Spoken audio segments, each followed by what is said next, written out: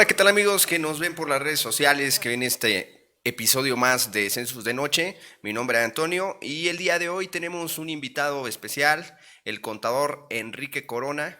Hola, ¿qué tal Enrique? ¿Cómo estás? Hola, ¿qué tal? ¿Qué tal? ¿Cómo están todos? Un gusto poderos saludar desde esta plataforma virtual de Census Consultoría. Un saludo amigo Antonio Aranda y para todos los que nos están viendo en las redes de todo el Internet, redes sociales, redes de comunicación. Un saludo para ustedes desde la capital mundial del aguacate, Uruapan, Michoacán, México. Perfecto, Enrique. Bien, te hemos invitado para hablar sobre un tema que tú manejas y obviamente por donde estás o los clientes que tienes, pues obviamente te permite accesar a este sector, que es el sector primario. ¿Qué nos podrías hablar sobre el sector primario, más allá de lo que dice el Código Fiscal de la Federación en el artículo 16? Sin embargo, ¿qué particularidades tiene? ¿Qué beneficios? ¿Quiénes pueden estar aquí o quiénes deben de estar en ese régimen? Y si es como tal un régimen o lo estoy malinterpretando. Bueno, pues antes que nada, pues el sector primario existe como tal, como una definición de las disposiciones fiscales, ya que como tal, en términos empresariales podemos hablar de sector primario como toda actividad que está relacionada con productos que se encuentran en nuestra naturaleza, a los cuales nosotros podemos darle un servicio adicional, una detallado, podríamos denominarlo, para después vender un producto terminado en otro tipo, en otra presentación, diferente a la que originalmente podríamos encontrar en la naturaleza.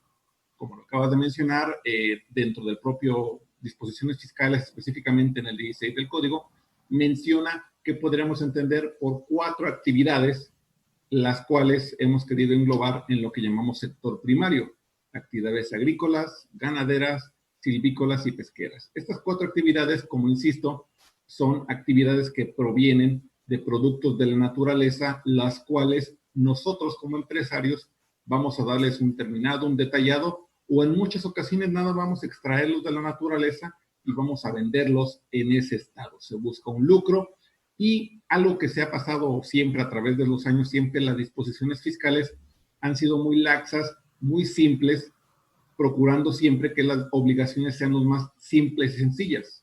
Primero, porque estamos hablando que las actividades de las que estoy haciendo mención son preponderantemente alimentos, agricultura, ganadería, pesca, y se trata de que las personas que realicen estas actividades tengan los pasos más sencillos para cumplir con dichas obligaciones, puesto que se entiende que la mayor parte de estas personas no viven en la zona urbana.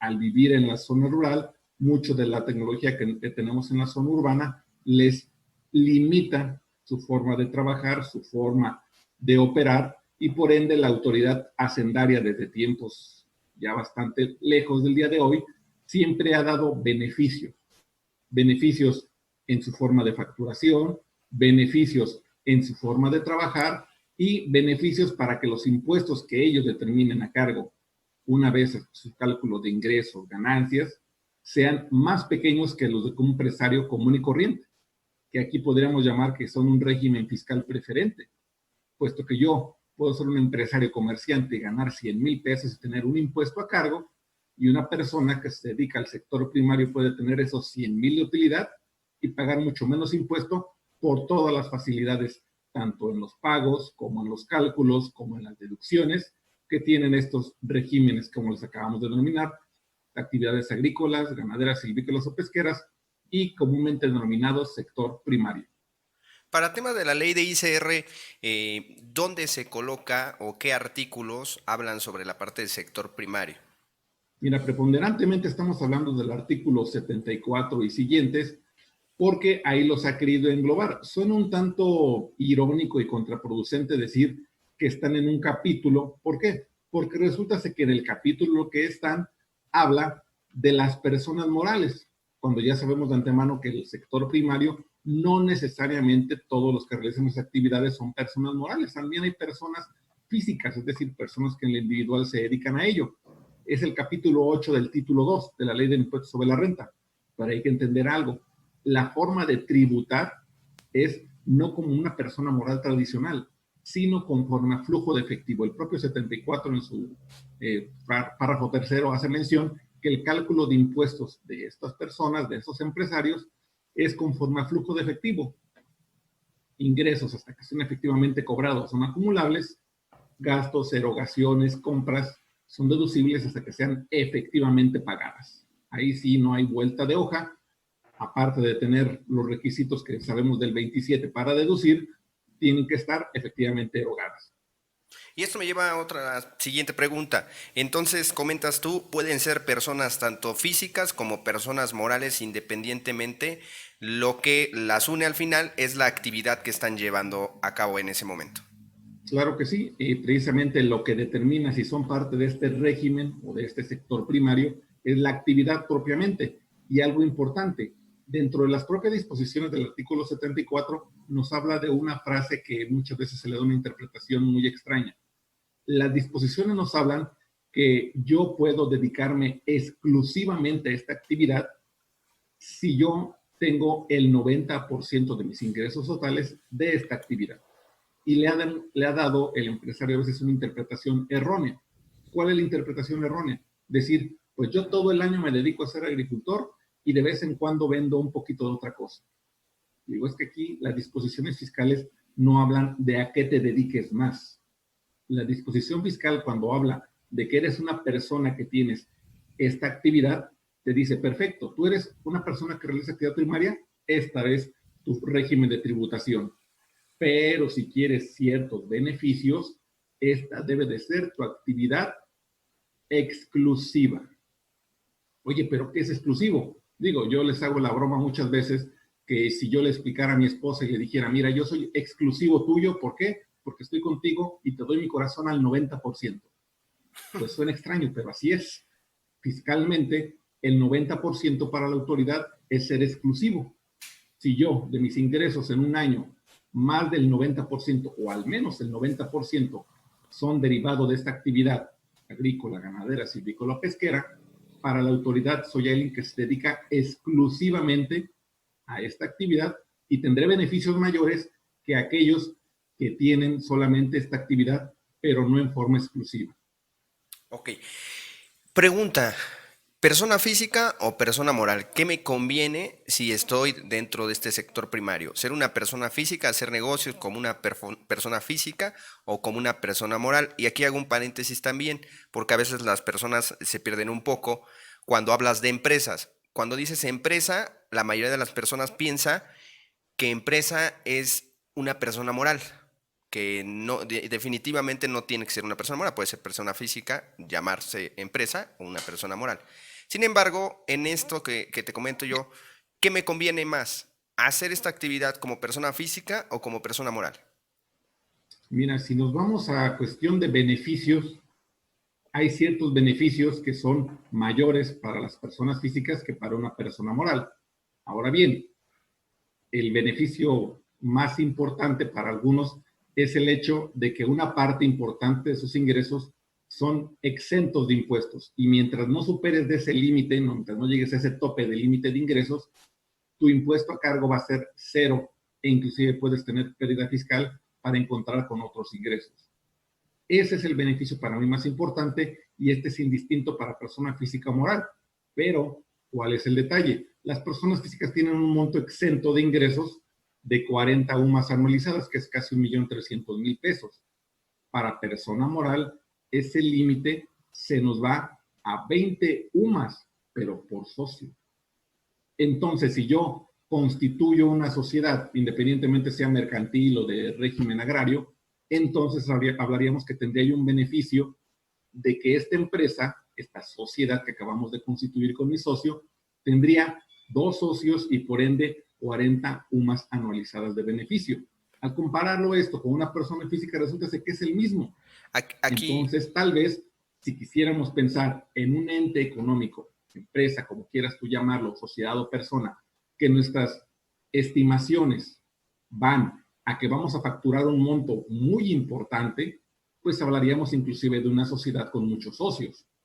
Pero si hablamos de una persona, de un ente económico que va a facturar cantidades anualizadas menores al límite que te acabo de mencionar de 1.300.000, pues evidentemente le diría, como persona física te funciona la maravilla.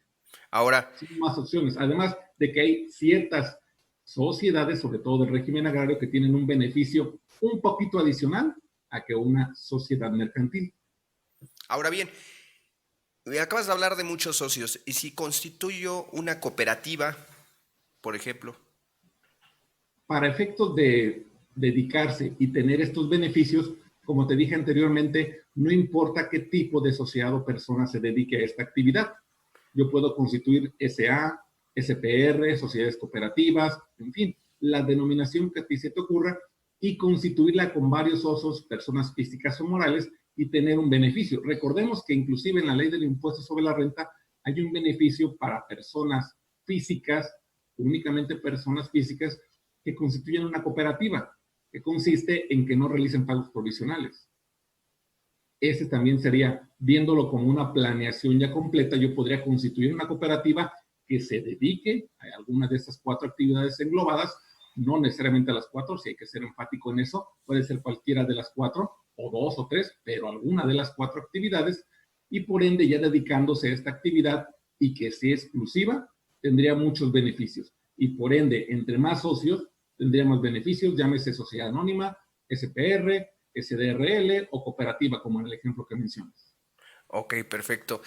Coméntame, vamos a estar dando un curso con nosotros aquí en Census el día 16 de mayo sobre esto. ¿Qué es lo que veremos en este curso? ¿Para qué le puede servir al contador público tomar este curso y capacitarse sobre ese tema? Creo que les va a servir bastante porque, en primer lugar, lo que he visto muchas veces dentro del ámbito financiero es que muchos contadores creemos conocer el negocio sentados en una oficina. Cuando tú crees conocer la actividad agrícola, la actividad ganadera, sentado en una oficina y viendo las facturas, estás en un error.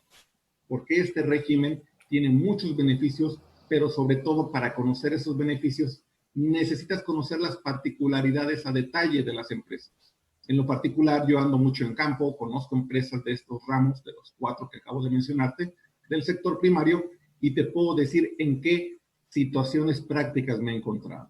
Eso te va a servir, tal vez si nos pasamos una hora analizando palabra por palabra el 16, o te puedo explicar en la vida práctica cómo se llevan estas actividades, cómo se trata de amparar las 1001 erogaciones que a veces no puedes tener un comprobante fiscal, situaciones prácticas, situaciones a veces complejas que tú en un escritorio tal vez nunca vayas a creer que vayan a pasar, y que evidentemente un servidor que ya ha estado caminando en campo y conociendo empresas que se dedican a esta actividad, te las puede decir, y repito, sin caer tanto en el error de meternos nada más en el libro llamado ley, sin caer tanto en el creer que aprendiéndome todo el 74, 75 y 75 te voy a explicar este régimen.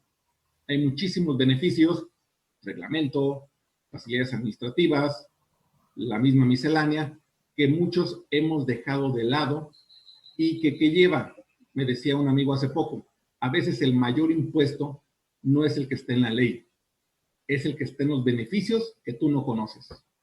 Y precisamente de eso se trata nuestro curso, de darle al contador, al empresario, el conocimiento de todos los beneficios, de todas las facilidades, de varias formas de tributación, como persona física, como persona moral, para obtener siempre un recurso óptimo. ¿Un recurso óptimo para qué? Pues para que tu actividad sea funcional. Hay muchos empresarios que llegan y me plantean, quiero un negocio de este tamaño y quiero obtener este beneficio. Y los impuestos te los dejo en tus manos. Cuando tengo esa opción de tenerlo en mis manos, yo les propongo 6, 7 opciones de tributación, de forma de trabajar, y de eso se trata el curso. No nada más cansarnos leyendo leyes, sino también ver situaciones prácticas. Sí, porque al final, bueno, la parte de lo práctico, lo que acabas de decir, pues es verdaderamente es lo que te ayuda a comprender el negocio y que se va realizando el día a día, la razón de negocio verdaderamente, en este caso de lo que estamos hablando del sector primario. Coméntame algunos beneficios que están en la Ley de Ingresos de la Federación que son aplicables para parte del sector primario. Bueno, si nos vamos a ley de ingresos, existe la cuestión del estímulo diésel, que es una parte del diésel que tú estés metiéndole al tractor o a la máquina que trabajas, Dentro del campo hay dos opciones. Una, solicitarlo en devolución, o dos, que el monto del IEPS, no de todo el pago, del IEPS que estás pagando dentro de la factura, ese IEPS tú lo puedas restar de tu impuesto sobre la renta a cargo. Tú dirás, bueno, tal vez es muy complejo pedir factura. Perfecto.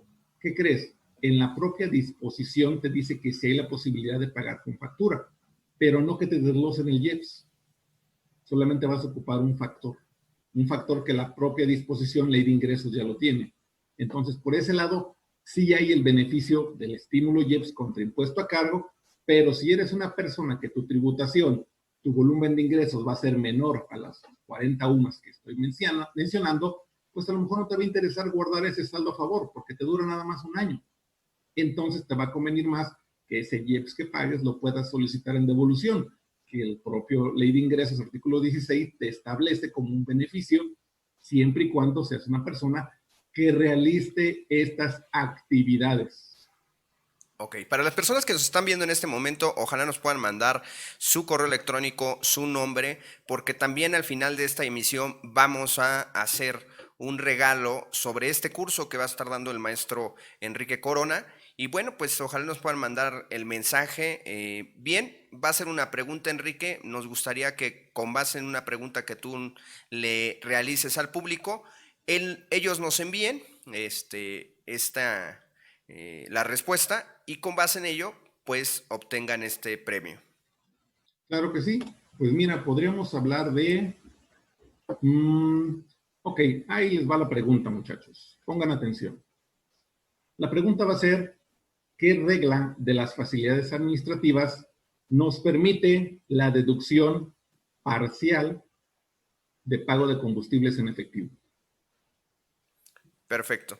Ahora bien, haremos saber quién fue el ganador el día jueves 7 de mayo, el cual también haremos la parte del programa como cada jueves de Noches de Census con el maestro Vicente Ortiz Justiz, el cual nos estará acompañando y hablando sobre un tema muy interesante que es la historia de la contabilidad en México. Si bien él, con una persona que ha llevado una amplia trayectoria, podrá mencionarnos cuándo se fundó la ESCA, por ejemplo, la Escuela Superior de Comercio y Administración del Politécnico, cuándo y de qué forma en México empezamos a llevar las primeras contabilidades, los primeros despachos que se abrieron en aquel entonces, y bueno, mucho de la historia que tal vez muy poco sabemos, me incluyo, de saber cómo fue evolucionando la contabilidad en México hasta llegar al comprobante fiscal digital 3.3, que hoy es lo que tenemos, y la contabilidad electrónica. Nos vamos a llevar varios episodios que el maestro nos va a estar hablando sobre cada asunto de la historia de la contabilidad. Entonces se va a poner bastante bueno. Jueves 7 de mayo, 7:30 de la noche, amigos. Y bien, regresando contigo, mi estimado Enrique, ¿qué más nos podrías hablar aparte sobre sector primario? Hay algo y tengo una duda, tu curso que vas a dar el 16 de mayo se llama Agapes. ¿Por qué Agapes? Bueno, Agapes es la forma que nos gusta siempre los contadores, trabajar y opinar. Tenemos un vicio muy apegado que es hablar en abreviaturas.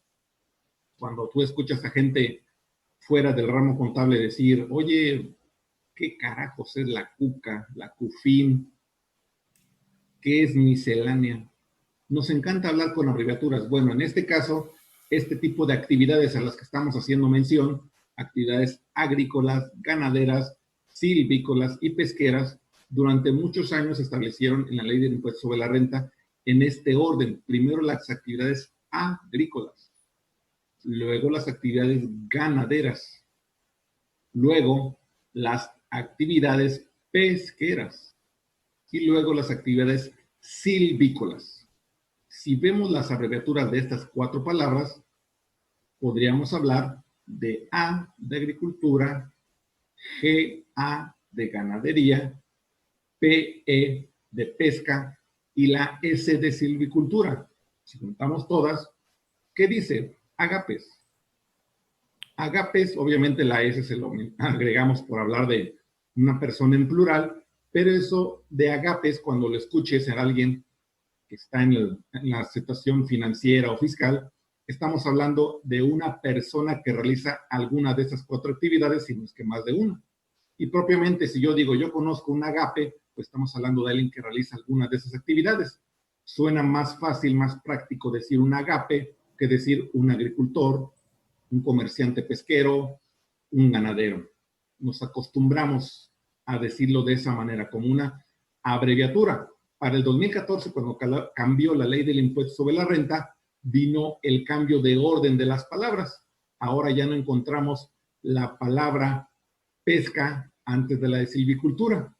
Entonces, si leemos el capítulo 8, que te hago referencia, que es donde vienen todas estas disposiciones, ya no hablaríamos de actividades agapes, sino de agacip, porque ahora viene primero silvicultura antes que pesca.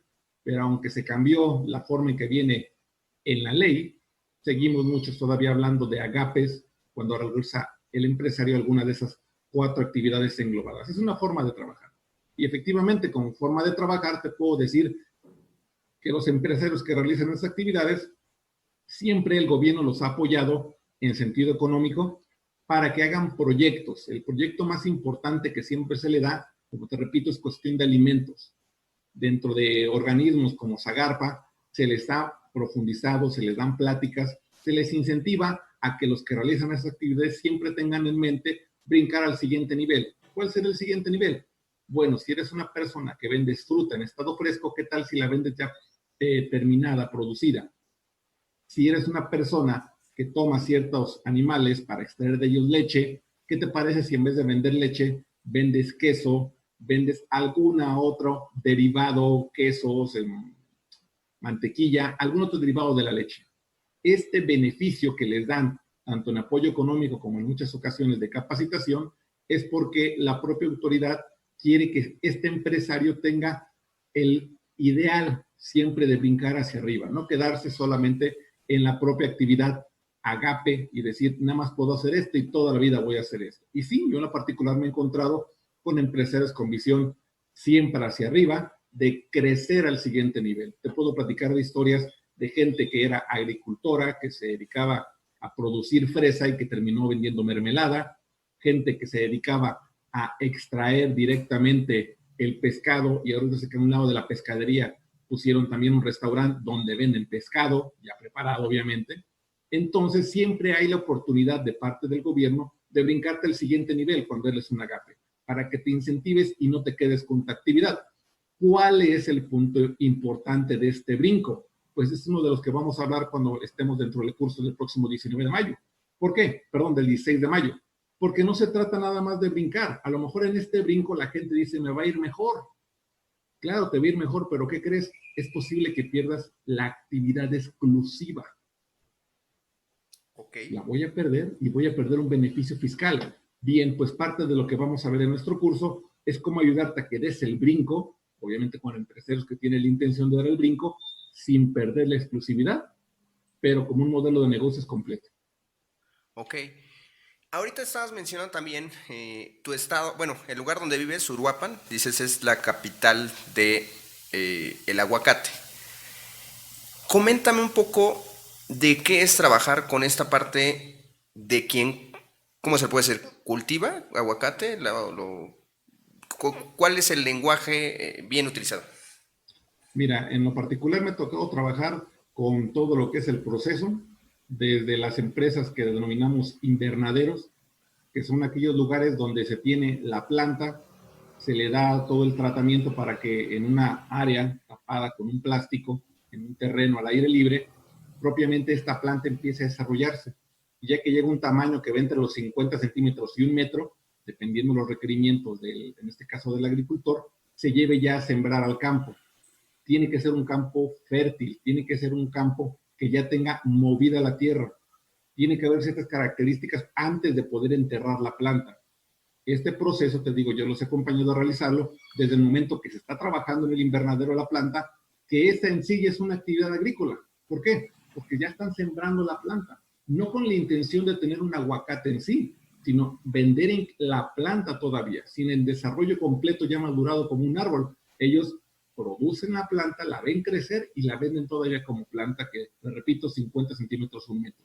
Ya que se tiene la planta de 50 centímetros, 1 metro, se va al terreno donde se va a plantar, generalmente se le pone inclusive una guía para que vaya derecho creciendo hacia arriba y sobre todo en estos tiempos que ya casi tenemos la lluvia encima, se les pone una protección para que la misma evite que el granizo, que en esta región sí es muy fuerte las granizadas, llegue a derribar las hojas o limitar el crecimiento, porque el propio granizo puede hacer que crezcan hojas de un lado y de otro no, o que crezcan un poquito muy caídas las ramas. Si se le va dando el seguimiento, en 2 años ya empezamos a hablar de producción. Nunca te voy a comparar la producción de un árbol de 2 años a uno de 10 o uno de 20. Siempre mucho más producción con un árbol de 5 años hacia arriba, ya llega a su madurez, pero desde los 2 años de crecimiento del árbol ya te está dando fruta, pequeñas cantidades, tal vez no en la calidad que requerías, pero aquí es donde viene la otra parte de la actividad agrícola. Recordemos que la definición es siembra, cultivo y cosecha. La siembra sería nada más poner el árbol y esperar que crezca. Pero ahora viene la parte del cultivo. ¿Qué es el cultivo? Bueno, ya la tengo plantada, voy a dejar a la venia de que vaya cayéndole agüita del cielo y que le caiga sol y con eso crezca, jamás. Precisamente porque estamos hablando de trabajo intensivo. Un trabajo intensivo que por lo menos aquí en la región los agricultores buscan, ya sea por fertilizante orgánico, por fertilizante inorgánico, por procesos de irrigación natural, ya sea porque venga por gravedad o por irrigación por medio de máquinas, o lo que en su momento se le ha llamado ollas agrícolas, que son ollas enormes de donde salen tubos que riegan constantemente el suelo fértil, pero que requiere también una irrigación constante. Ya que viene esa parte del cultivo, llega un momento donde tienes que estar verificando que el crecimiento sea el correcto y también el proceso de ir cuidando la planta de las plagas, que es parte de la actividad de cultivo. Te estoy hablando, fíjate, de todo este proceso y cuántos gastos vas erogando aquí. Desde Justo el y traslado ahí, de la planta, compra de la planta. justo y ahí quiero hacer un paréntesis. Ahora bien, ¿qué sufren muchas de las personas que están en estas zonas o que se dedican a lo que estás mencionando? Que muchas de ellas los gastos que erogan pues no tienen un comprobante fiscal digital. Es decir, pues desde que le pagas a la gente que a lo mejor te ayuda a sembrar, a regar, etcétera, pues obviamente muchas de estas personas simplemente se les paga en efectivo y pues adiós. Ni ellas mismas, obviamente no existen en algunos lugares los bancos o los cajeros, o no es algo que les interese tampoco a muchas de ellas. Todos estos gastos que tal vez puedas erogar, estas compras que estás haciendo para tu cultivo y todo este proceso que estabas hablando, muchas no vas a tener el comprobante fiscal digital. ¿Qué puedes hacer en ese caso? Porque supongamos que ganaste 20 millones, a lo mejor gastamos 10 millones en varios gastos. Sin embargo, estos no los puedo comprobar. ¿Qué hacer? Mira, esto que comentas es un punto medular, puesto que la mayor parte, si no es que todas las áreas donde están trabajándose son zonas rurales. Es muy difícil, no imposible, te puedo hablar de 2, 3 zonas, que en la zona rural encuentres un área donde esté produciéndose algún producto, ya sea agrícola o ganadero. Ya de hecho, las granjas en la zona urbana ya la mayoría se las han extraído. Entonces, si te estoy hablando que la parte donde están las huertas, el producto que se cosecha es fuera de la ciudad, entonces, ¿cómo traigo yo a las personas a trabajar? Como dices tú, los insumos, ya sean fertilizantes, ya sean alimentos, hablando de actividades ganaderas, ¿cómo les llevo alimentos a los animales? Hay ciertas personas que te venden fertilizantes orgánicos, que no es más que recopilar un montón de alimentos, acomodarlos, aplastarlos y convertirlos. Y para eso no ocupas estar afuera de tu casa, ocupas un terreno enorme y terrenos que están fuera de la ciudad. Bien, para ese tipo de erogaciones que el empresario realiza, como te dije hace un momento, el gobierno les da ciertas facilidades, ciertos beneficios.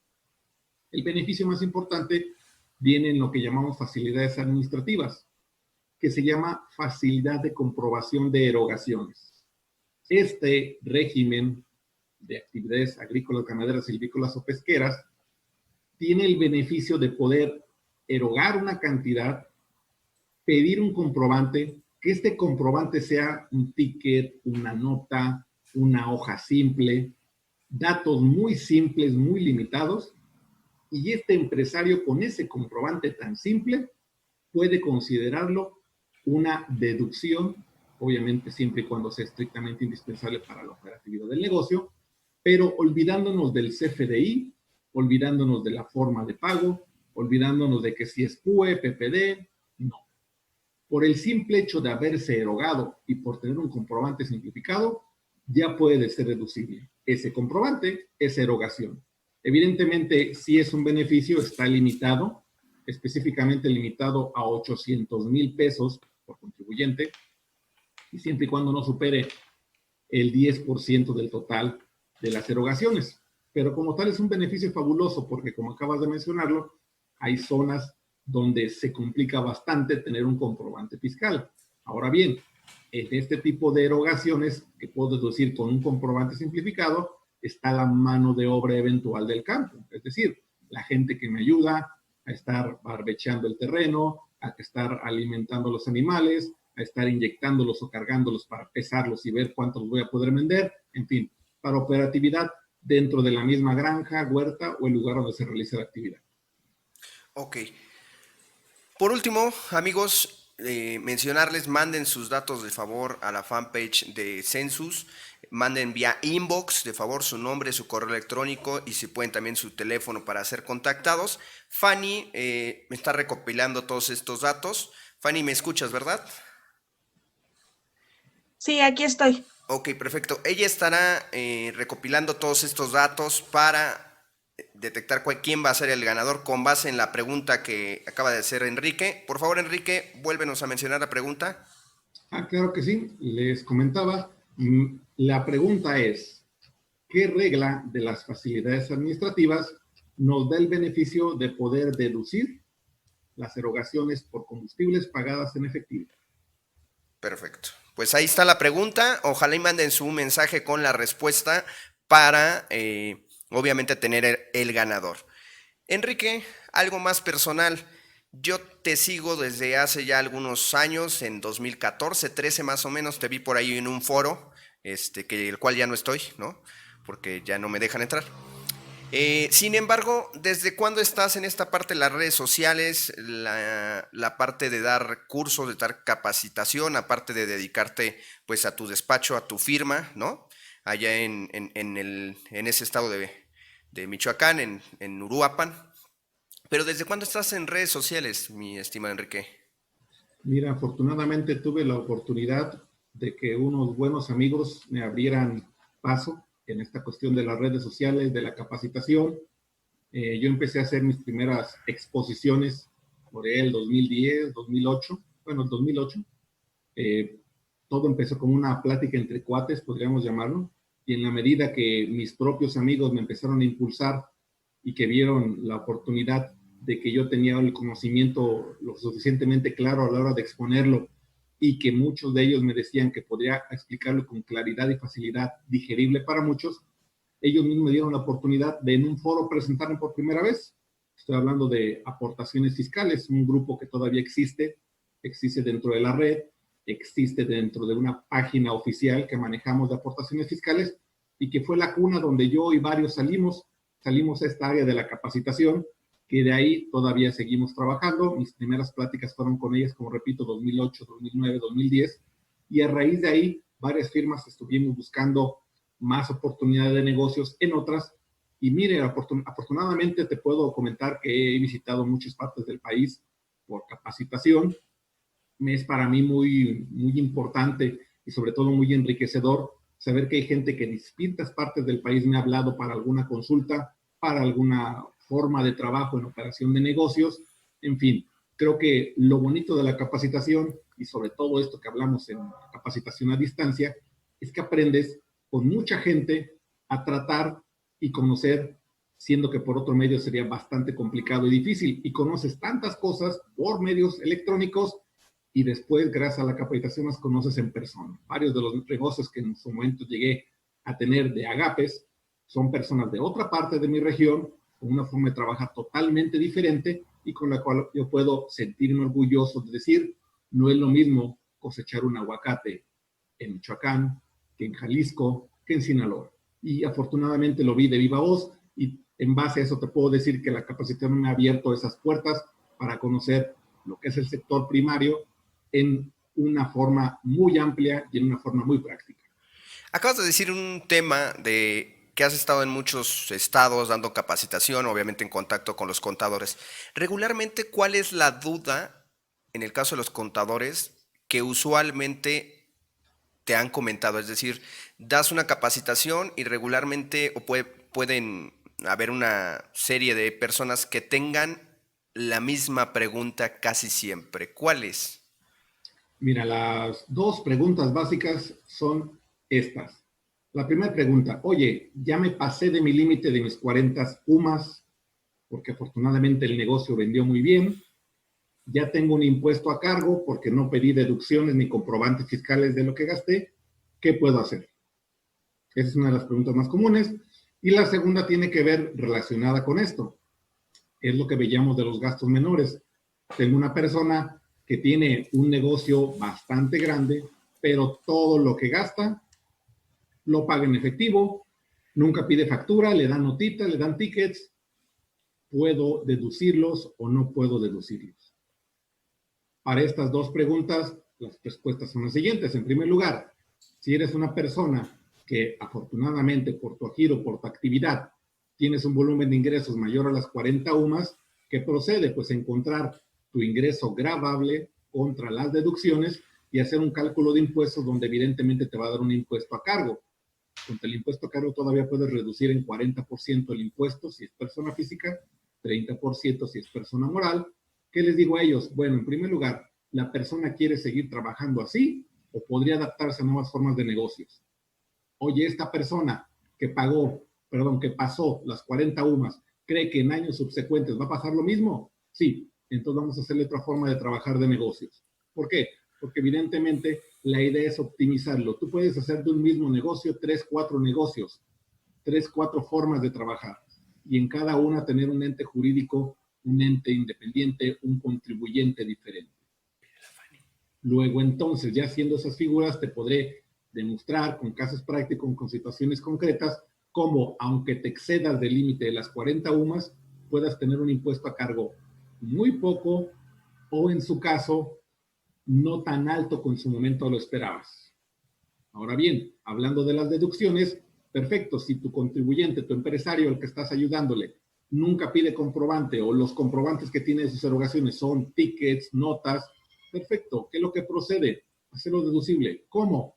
Por medio de la figura que hablábamos hace un momento de los gastos menores. Mucha gente hoy día no conoce los gastos menores. Cree, de una manera errónea, que si no tienes una factura no vas a poder deducir nunca. Perfecto, en un contribuyente, en un empresario de cualquier otra actividad, no agape, esa es su realidad. Cualquier comprobante no lo puedes deducir. O como la propia pregunta que estoy haciéndoles para la trivia. Cualquier persona que paga gasolina en efectivo dice, pues no es deducible. ¿Qué crees? Este sector sí podría hacer hasta cierto monto pagos en efectivo y hacerlos deducibles. Estos beneficios de deducción, ya sea de gastos menores, de combustibles, de mano de obra, son situaciones que muchas veces la gente desconoce. Y precisamente estos cursos tratamos de hacerlos para que el empresario no se sienta tan limitado, porque a veces nosotros como contadores le decimos al empresario, no hagas esto porque es no deducible, no hagas esto porque no te conviene. Perfecto, pero el empresario requiere hacer la erogación y sabe que le van a dar un ticket, una nota, no una factura. Yo como contador no puedo cerrarle la oportunidad de a lo mejor un descuento, un mejor precio. Mejor le ofrezco mi asesoría y le digo, perfecto, págalo en efectivo, págalo y que no le den factura, que le den un ticket, una nota, y yo veo la manera de que ese importe, si es un gasto menor y ese comprobante simplificado reúne los requisitos de las facilidades administrativas, podamos hacerlo deducible. Siempre y cuando ya pegándonos a las normas, a los reglamentos, a las leyes que no lo permiten. Ok, Enrique, vas a estar con nosotros próximamente en un diplomado también que vamos a dar varias personas, 11 expositores. Dime, ¿qué vamos a ver ahí? Vamos a ver un poco del sector primario, obviamente, de esta parte que estás comentando. Y aparte, autotransporte, que es un tema que también ya has dado con nosotros. Platícanos un poco qué es lo que vamos a ver en también parte del diplomado en tu módulo. Claro que sí. Mira, parte de lo que estamos viendo en el sector primario de autotransporte es que mucha gente desconoce ciertos beneficios. Por ejemplo, hablando del sector transporte, mucha gente me está diciendo, oye, ¿a dónde tengo que afiliarme para tener beneficios fiscales como transportista?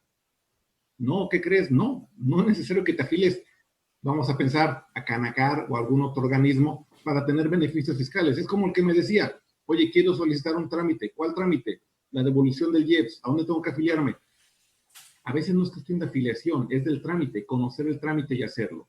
Este desconocimiento nos lleva a que mucha gente busque pseudocontadores que los afilian a situaciones que no deben de estar afiliados. Específicamente y hablando del sector transportista, lo que te decía, de registrarlos a Canacar cuando lo necesitan.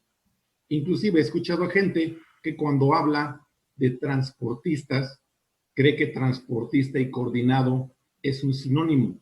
No, de ninguna manera. Yo puedo ser transportista y no coordinado. Y puedo ser coordinado y no transportista, o puedo ser las dos. No son sinónimos. No son sinónimos. Y tal vez ese desconocimiento hace que la gente haga a veces gastos, erogaciones, suscripciones innecesarias. Esa es la invitación que les estamos haciendo para el diplomado, donde un servidor va a exponer no nada más el sector primario, sino también este sector autotransporte, que si bien es cierto, no tiene tantas posibilidades como el primario, sí tiene algunas muy importantes, sobre todo para un punto medular de deducciones, combustibles. Es un gasto del 60-70% a veces del total de lo que erogas en un flete, el combustible. Y a veces no encuentras dónde pagar con tarjeta y tienes que hacerlo deducible. ¿Cómo puedo hacerlo? ¿Cómo decirle al chofer que va en el camino, mira, puedes pagarlo en efectivo y puedo hacerlo deducible? ¿Cómo? Lo veremos dentro de nuestro diplomado, los beneficios que pueden llegar a tener para tener esas facilidades e inclusive estas personas transportistas en el camino, una talachita, un arreglo, van en la punta del cerro y se les frena el carro y ocupan un mecánico que les haga una talacha y un movimiento arriba, un apretón de cables. ¿Cómo hacer deducible esa notita o ese apretón de manos que es el único comprobante que te dan? Esa es la idea, ayudar al empresario para que no sienta que cualquier erogación que haga es no deducible por el hecho de no tener CFDI. Y los vamos a apoyar en este diplomado, tanto para los transportistas como para los agapes. Ok, perfecto. Pues es la invitación, amigos, al diplomado en impuestos, que también estará el maestro Enrique Corona con este tema que estábamos platicando. Bien, el tiempo ya no nos da, mi estimado Enrique. Fanny, seguramente ya tienes algunas personas que ya nos mandaron respuestas. Sí, es correcto. Ok, perfecto. Bueno, amigos, pues se le hará saber al ganador el 7 de mayo para que si ven también esta repetición del programa, pues obviamente nos manden también mensaje. Tienen todavía hasta el 7 de mayo. Amigo mío, pues algo más que quieras comentar, que quieras decir de lo que hemos venido hablando, de esta parte del sector primario. Y bueno, tu curso el día 16 de mayo, por favor, si alguien está interesado, nos puede mandar un mensaje para que les demos los datos. Y bien, todavía online, digo, esperamos que ya en el caso del módulo que va a estar con nosotros en el diplomado Enrique, ya sea presencial completamente, ya haya disminuido esta parte que hoy en día nos tiene a todos en nuestra casa, que es el problema sanitario, la pandemia, ¿no? Bien, Enrique, ¿algo que quieras comentar, amigo? Bueno, pues ante nada, mandarles a todos un saludo a la distancia, un abrazo cordial, hay que cuidarnos unos a otros, hay que tomar las medidas de seguridad y sanitarias que nos están invitando las autoridades y pues evidentemente en este sector primario mucho se ha hecho énfasis que si bien es cierto por ser parte del sector alimenticio, parte de la cadena alimenticia, aunque estamos laborando al 100%, se están tomando todas las medidas sanitarias de cuidado para evitar que esta enfermedad se transmita. Te puedo decir que en lo particular en la región, somos, tanto en la región estatal como a nivel nacional, un lugar con pocos casos, porque se han puesto medidas sanitarias a veces extremas, a veces que muchos de los trabajadores se sienten incómodos en la forma de trabajar, pero la verdad vale la pena, son pocos los casos que se han dado en la región Evidentemente se está dando prioridad a las medidas de seguridad, para lo cual invito a cualquier persona que ve este video, decirle, sí, cierto, estamos pasando por etapas difíciles, nuestras formas de trabajar van a ser un poco diferentes, tal un tanto incómodas, pero vale la pena si es que queremos detener esta pandemia. Pues sí, así es, mi estimado. Pues muchísimas gracias, Enrique. Muchísimas gracias a las personas que nos están viendo, que nos están mandando mensaje. Disculpen que no hayamos mencionado algunas de sus preguntas. El tiempo ya no nos da. Sin embargo, seguramente les estaremos respondiendo vía chat o en otro momento también, Enrique, que estés con nosotros hablando de otro tema que seguramente será muy pronto. Claro que sí, al contrario, y siempre a tus órdenes para tu programa Census de Noche.